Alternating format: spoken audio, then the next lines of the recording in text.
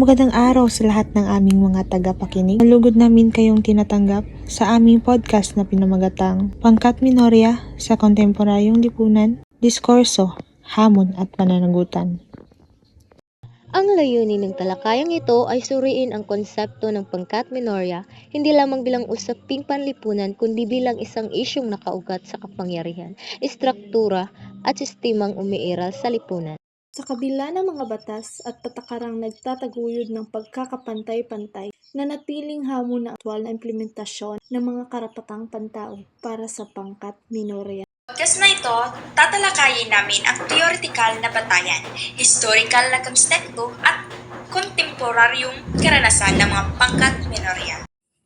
Layunin din naming hamunin ang mga nakagwiang pananaw at hikayatin ang mas malalim na pag-unawa at pananagutan mula sa bawat isa. Sa sosyolohiya at taghang panlipunan, ang terminong pangkat minorya ay hindi lamang tumutukoy sa bilang, kundi sa relasyon ng kapangyarihan sa loob ng lipunan. Ayon sa mga teoryang panlipunan, ang mga pangkat minorya ay ang mga grupong sistematikong nakararanas ng marginalisasyon dahil sa lahi, etnisidad, kaysarian, sexual na oryentasyon, relihiyon, kapansanan o sosyo-ekonomikong kalayaan. Mahalagang banggitin na ang pagiging minorya ay isang panlipunang konstruksyon. Nabubuo ito sa pamamagitan ng mga institusyon, batas at dominanteng ideolohiya. Sa episode na ito, hindi man personal na nakasama si Binibining Rosme, mahalagang marinig ang kanyang boses at karanasan. Kaya siya ay nagpadala ng isang video upang ibahagi ang kanyang mga nalalaman at pananaw tungkol sa pangkat minorya. Pakinggan natin ang kanyang mensahe.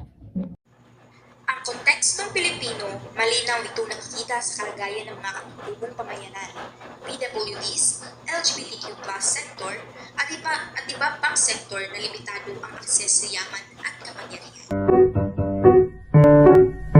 Historikal na nakaugat ang marginalisasyon ng mga pangkat minorya sa kolonyalismo, patriarka at hindi pantay na distribusyon ng yaman. Ang mga estrukturang ito ay patuloy na umiiral sa pamamagitan ng edukasyon, media, at mga patakarang panlipunan. Halimbawa, ang kakulangan ng representasyon sa mga institusyong pampamahalaan ay nagiging hadlang sa aktwal na partisipasyon ng mga minorya sa paggawa ng pulisya. Sa kasalukuyang panahon, patuloy na nararanasan ng mga pangkat minorya ang diskriminasyon sa edukasyon, trabaho, at serbisyong panlipunan. Ito ang implicit bias, mga hindi namamalayang pagkiling ng nakakaapekto sa desisyon at pagkikitungo sa kanila. Sa digital age, lumalawak ang boses ng mga minorya, ngunit kasabay nito ang pagdami ng online harassment at misinformation. Mula sa perspektibo ng karapatang pangtao, ang diskriminasyon laban sa pangkat minorya ay malinaw na paglabag sa prinsipyo ng pagkakapantay-pantay. Sa kabila ng mga batas at patakarang nagtataguyod ng pagkakapantay-pantay, nanatiling hamon na aktwal na implementasyon ng mga karapatang pantao para sa pangkat minorya. Sa makatuwid, ang pagtataguyod ng karapatan ng mga pangkat minorya ay isang moral at etikal na obligasyon ng Estado at ng lipunan.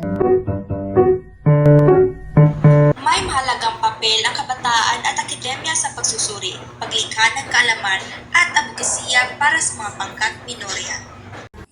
Sa pamamagitan ng pananaliksik, diskurso at community engagement, nagiging posible ang makabuluhang pagbabago.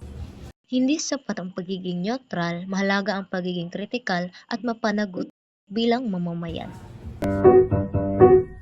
Sa kabuuhan, ang usapin ng pangkat minorya ay salamin ng antas ng hustisya at demokrasya sa isang lipunan.